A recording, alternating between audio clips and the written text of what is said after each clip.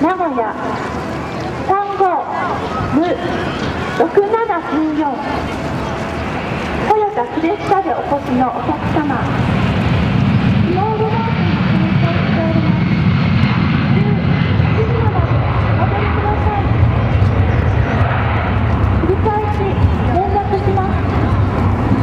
会場北地区に駐車中の名古屋35無6794トヨタクレスタでお越しのご覧ください。 T1B ジェット練習機6機編隊が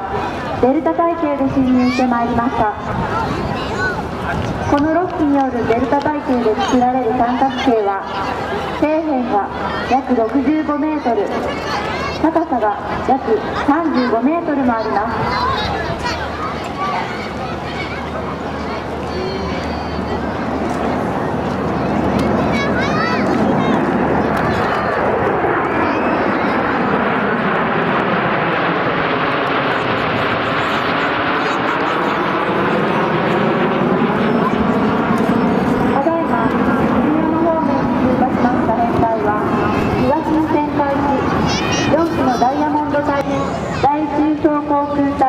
の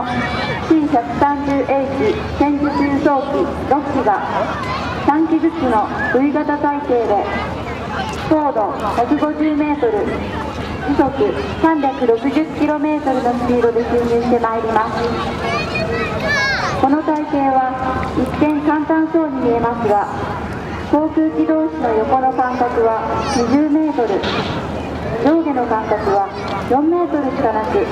非常に繊細な航空機のコントロールが必要とされます。